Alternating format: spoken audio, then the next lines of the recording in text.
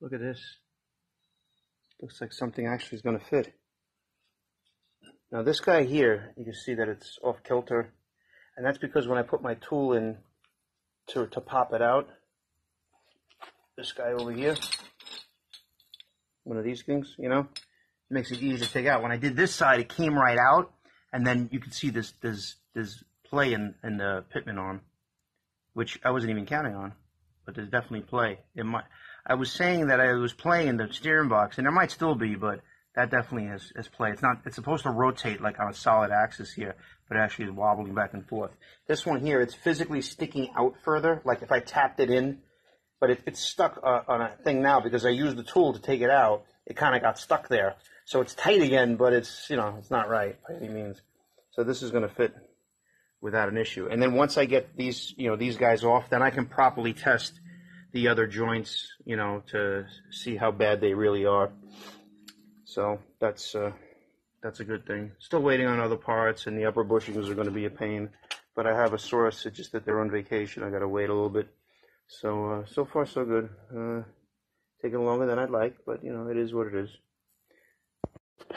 All right, so I got everything off the old Centerlink, but after pulling on this back and forth, this is the only joint that's technically still good.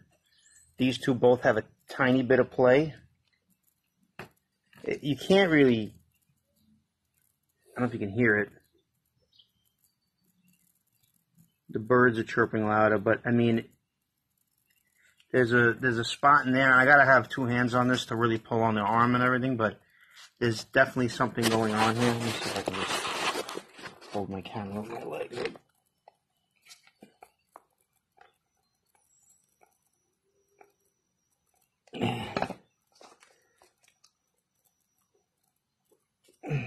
I feel it more than I hear it. It's minute, you know.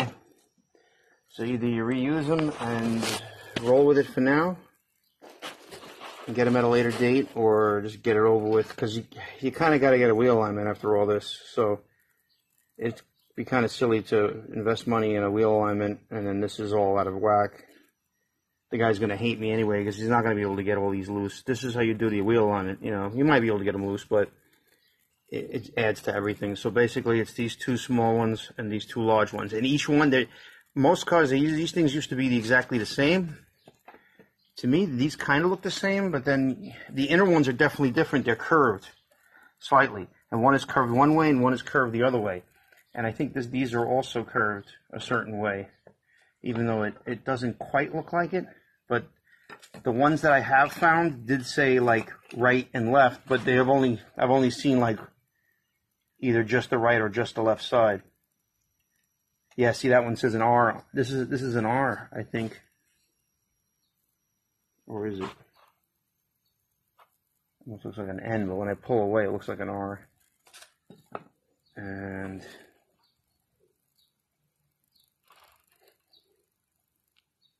maybe I'm wrong.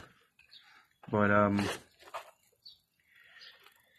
yeah, this is kind of the time to do it. And the only guy I've seen that has anything remotely what looks to be correct is the same guy, I think, who sold me the Centerlink here, which the Centerlink was a great price at $115, but this shit here it's like $165 for each inner tie rod, and then $95 or $100 for each outer tie rod.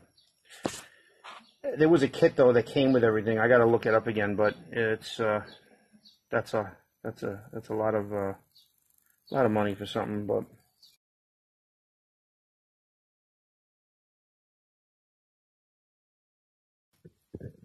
So, I want to try to film something here in real time, just to show you how easy it could be to get bushings out, even though they were very old, you know.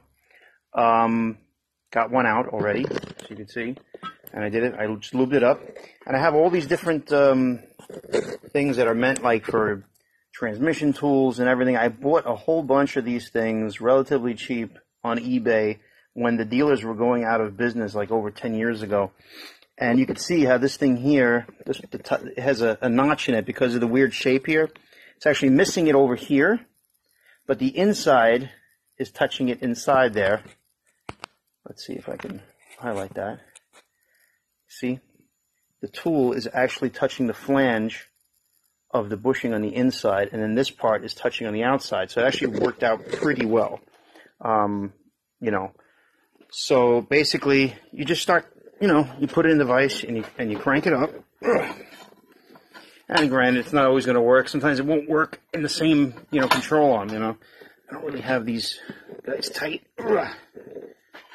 So basically you pull until you really can't pull. And then you take a hammer, and you can hit the whole thing, but I try to hit right on the tool itself. You can actually hear the sound change, and then you'll see this will be easier to push. Except in this case, of course, using my good hand to film and my bad hand to do this. Hang on.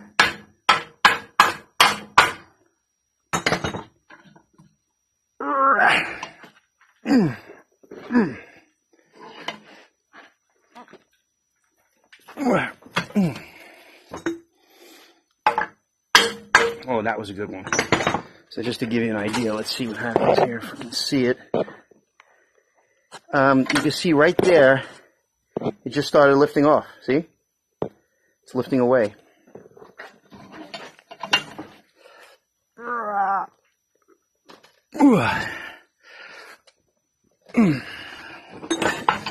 I'm not a lefty, so this is why it's more difficult.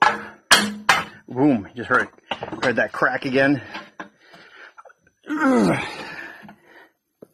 And basically, last time I did it, up until the bushing hit the inside of the bushing, you see it's not close to there yet.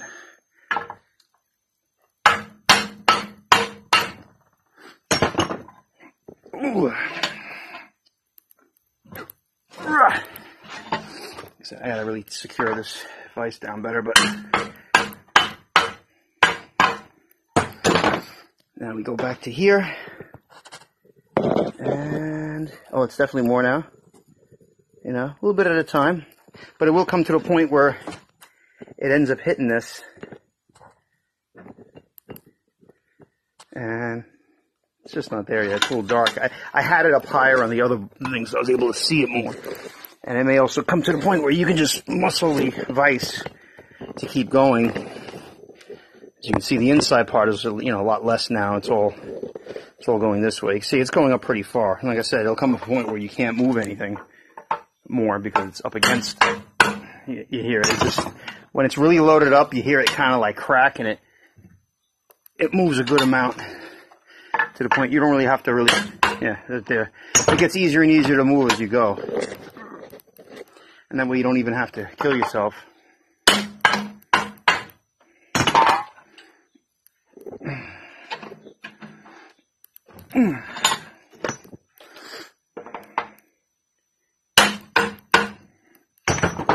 And the more you look, you see there's a lot less on this side right here.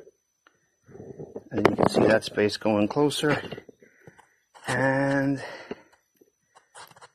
like I said, I actually had it a little, yeah, it's getting close. So, you know, ultimately if you hear it and you hear it, you know, that make that cracking noise, and then you try to tighten it again and it really don't move, that means it's right up against the vise, and it may be easier to see at some point. Like I said, I wanted to do this in live turn. You have two hands working and your good hand muscling it, then you know you're in best. Yeah, it looks like it's really close to being up on top of it. Yeah, see, it's not making that noise anymore. Now you just unscrew it, and now I see I loosened it, and it's close to the end here. So, and like I said, this guy here, oh, see, it came right off, because like I said, the inside part here contacted this high spot, and this tooth came out there, and I was able to miss, you know, it goes around that, you know, so it stays straight. Because obviously, if you're going to put something and you're going to put it all crooked, it ain't going to go. But you see, that's basically good like that. And let's see if I can do this a certain way that it could be filmed. Hang on, down for a second.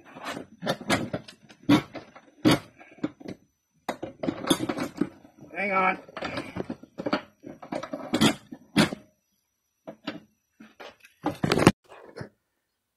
All right. I don't know where that last video went, but ultimately, I put in, I don't know if you got it, if I got the adapter, because my phone has been messed up, but I put, I don't know if I'm repeating myself, but basically I put this guy, and I did the same thing, and I got it almost all the way out without going crazy, without heating it up, you know, and this all worked out. It gives you the room to clear the space over here, and I wanted to whack it a couple of times. So put the phone down for a second.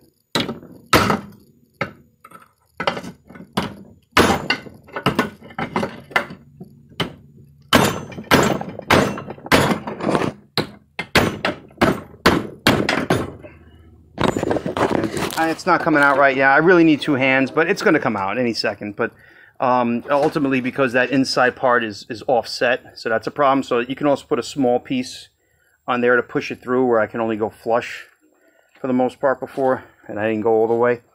So you know, that's about it. You know, it doesn't have to be hard. Sometimes you just decide to start hitting it with the you know, the air chisel, which is what I did before, and a lot of times it goes brrr, it just shoots right out. So you're like, ah, screw it, I'll just keep doing it, and then you have a problem with the next bushing, and then everything, all the other things, you know, becomes a disaster as well. So you never know when you're gonna have a problem or not. So that is probably the easiest way to get them out, if you have a nice big vise and some good, you know, weird tools that are able to take a load like this that are different offsets, so you can get them out.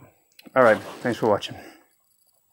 All right, so my phone is a big problem because I just filmed something that was 6 minutes long, and I should have known to back off on it, but I had screwed this one in by, you know, by the gun. I use the air gun because I feel it's strong, but it has big knocks as opposed to the electric gun that has small impacts, you know. So the small impacts, you're more likely to strip it then. It may get more firmly adhered, but the other one is all you need. And when you see it slow down considerably, then you know it's right. Because you don't want to over screw it, you know, you don't want to strip them. And this one, the threads looked a lot better, and I got it right in, and it tightened up. This one here took a little more, because what happens is, like, just like you see here, it's taper there because the way the socket, I think, was grinding into it. But I'm beginning to think it's, you know, because this one was worse and it had more metal filings, like, on the edge. I actually had to, you know, like, really impact that edge, and, you know, thin pieces of metal were actually, you know, kind of looking like it was coming off. You know, I was contemplating tack welding it, but I just said fuck it, and I just went further, because, you know, the difference between having it tight and stripped are not much different if it's going to be too loose. You know, like, in other words, if you don't make it tight, if it's tight, it's tight. But if it doesn't get tight, like, you can't say, oh, that should be good. You know, I don't want to kill the threads. I don't want to do this. I don't want to do that. But in a certain sense, you might as well give it real world, you know, a real world try, because if you tighten it, you don't tighten it enough, perhaps it can back out.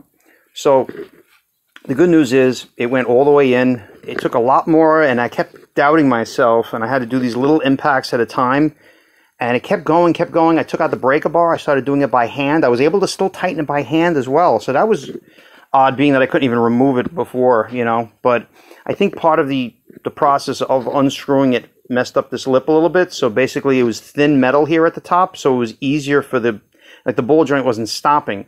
So I let the ball joint continue to go until it stopped, and I kept giving small impacts until it didn't, you know, tighten anymore. So that helped out to do that. You know, like I said, one was better than the other. There's other times the threads look great, and then they both get stripped, and other times only one, and other times it's like what I just went through here. It's like really trial and error, but I guess they engineered it to be pretty durable, you know, in the end, over time, you know. But ball joints are in, still waiting on these bushings. The lower bushings are going to be another thing. I think because I got to move those around a lot when I'm putting the bushings in, maybe not, you know, maybe I will do the bushings, but the ball joints, but I just assume do the bushings first, because I'll be putting it in the vise a lot, all different ways, where these small bushings, they'll probably press right in without a problem, using even a ball joint press. I'll see, I can even just use the vise to put them in, so I didn't see a problem with doing the ball joints now. It's nice to know if those are going to strip, you know, but I don't think so, you know. If they're going to strip, I'm going to have to weld it in anyway. You have to tack weld it. And like I said, it's pretty tight. It's almost like a press fit, you know. It should be better than a press fit, but if it moves a little bit, that's a problem. But I think it's a bigger problem if it's the upper ball joint, because if this comes out while you're driving, that's a problem. The bottom one, because of the weight that goes down, you know, and the arm is always coming up, I just don't think it's as big of a problem if something failed, you know. But I wouldn't let it. You know, this would be a disaster.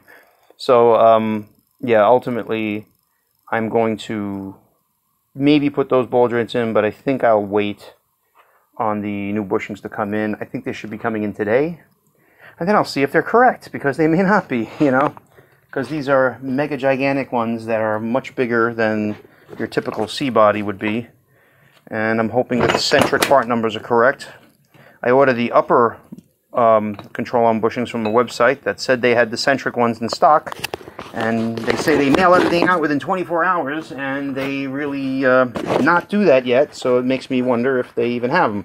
And you call customer service and like, well, we only have, you know, what the stock is. Okay, well, the stock says 99. Okay, so the stock says 99. Why isn't it being mailed after 3 days? If you want us to cancel, we can cancel. I'm like, it's not what I asked. Why don't you ask somebody to get off their ass and take a look and find out and give me a definitive answer? I'll wait if you need more time, but it's like pulling teeth, you know. But I'm waiting for an eBay seller to get off of vacation, because they have it set on vacation mode, so I can't buy anything.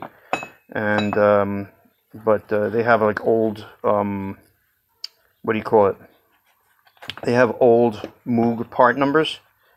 And the thing is that I can't believe Moog doesn't make some of this stuff anymore. It's really a sin. And to start making something just because it's an old car, they don't want to do it. I mean, they probably, if they sold 1,000 of them, they made 1,000 of them, they would probably sell out like hotcakes. So Centric makes them, supposedly, and I don't even know until I look at it, because Centric doesn't list any of their sizes, you know. So I'm going to bring this home with me and see if the package that comes in the mail today, if it comes in the mail today or tomorrow, because I'm probably not going to be here tomorrow unless I get those bushings in, and even then I got other stuff I got to do, so I don't know if I'll have time to come here. But ultimately, this was a good day, because I got, you know, I got to know a few extra things, and I told the customer if they want to buy the other pieces, and I'm going to try to start maybe finding the other part numbers for them as well and see what happens. So that's what I'm up against right now. So thank you for watching, and hopefully I'll have more info sooner than later, and I'll get to doing the other things on the car as well, and hopefully I can film that as well. All right, thanks for watching, everybody.